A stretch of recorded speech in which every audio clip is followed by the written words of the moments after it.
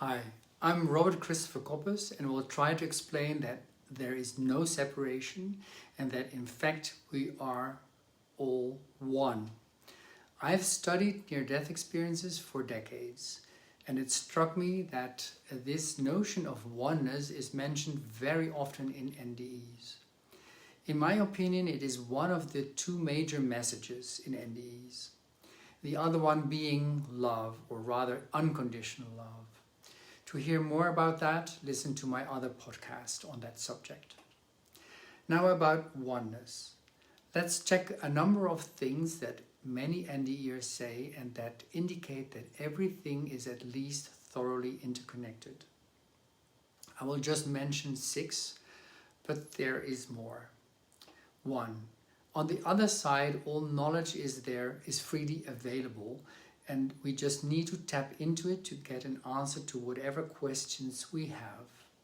Number 2, communication with the light or the light beings appears to be telepathic and overlapping, as if minds can be read. Number 3, time is not an obstacle, and it seems that all time is there at the same time. Number 4, there are no physical barriers because we can move around without difficulty and we can observe all things instantaneously from all angles and in many ways. Number 5, we are part of a huge energy and a huge consciousness. And finally, 6, life reviews. In my opinion, they are the most striking aspects of NDEs.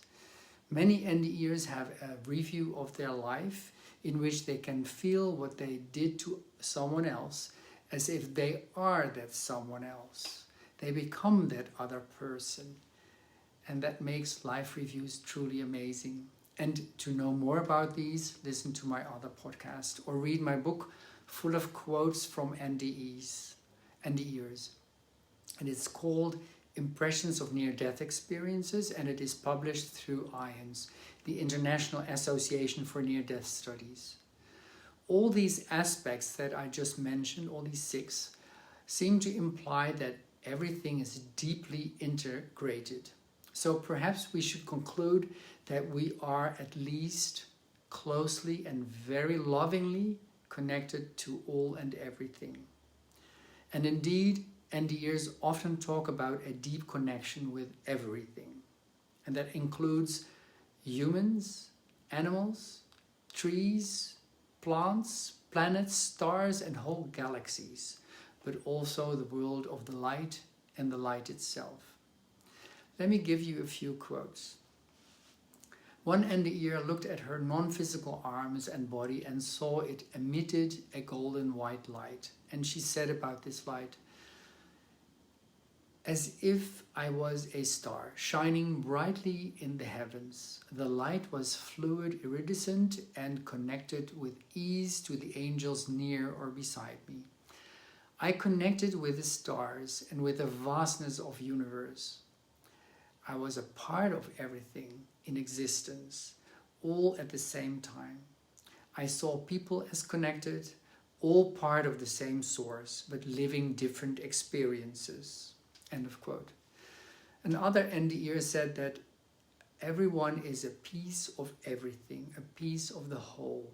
You always remain connected to it, and when you die, that piece goes back to that whole. Let's take it one step further. Many NDErs say that it isn't just interconnection that they feel, but real oneness.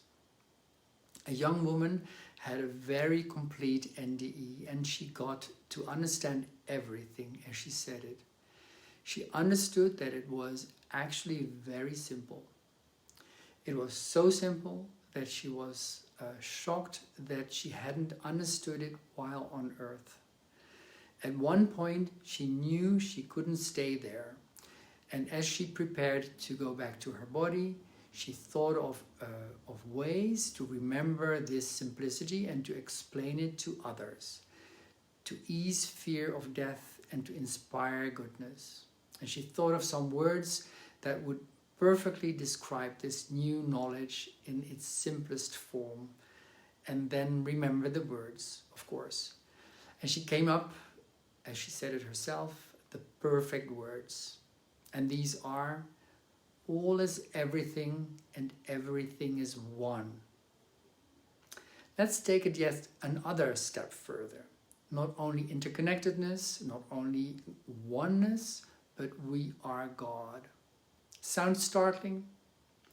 I just quote NDErs. An example. A woman in the Netherlands had her NDE during an operation.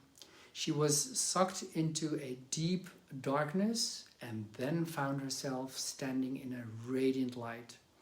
She says about this, I feel the light flowing through me, and then I am overwhelmed with a feeling that is beyond anything else. It's love. I feel the love that emanates from it, and an infinite peace and tranquility descends in me. I feel completely perfect, completely one with the light and the love, and I know that it is God. I am in God and God is in me. We are one perfect unity. End of quote.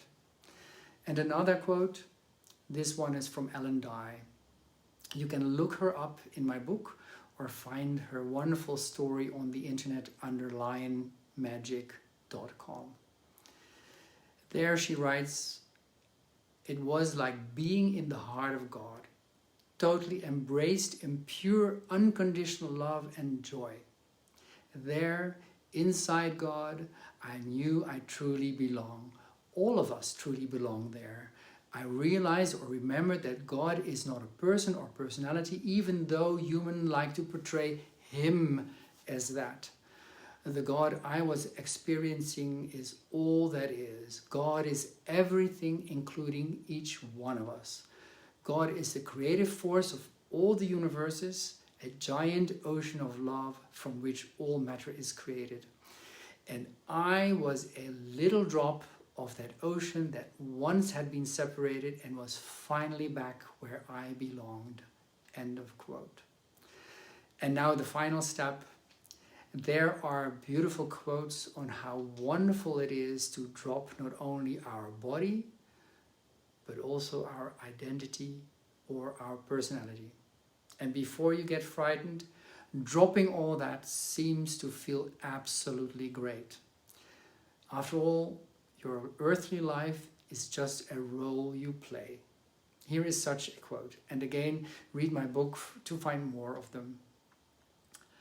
I went to the place where I no longer exist as a separate entity. It's like a drop in the ocean. You are totally dissolved. There is no separate consciousness. There is a vastness, and you are dissolved in whatever word we use for the Godhead. End of quote. What to conclude from all of this? Many NDErs say that at the very least, we are all very closely connected. Every single one of us. The people we love, but also the people we may despise. And also the animals and the plants and the rocks and the stones, everything is connected. But we don't only seem to be connected, we seem to be part of what we sometimes call God. We can even say that we are God, but it might be easier to say that we are all one. There's only oneness, even though in our bodily form we feel separation. Then if we are one, then maybe we should try harder to be more loving towards each other, the animal world, and the whole of nature. Because if we hurt someone else, we in fact hurt ourselves. I leave you with that thought of oneness, and I wish you well.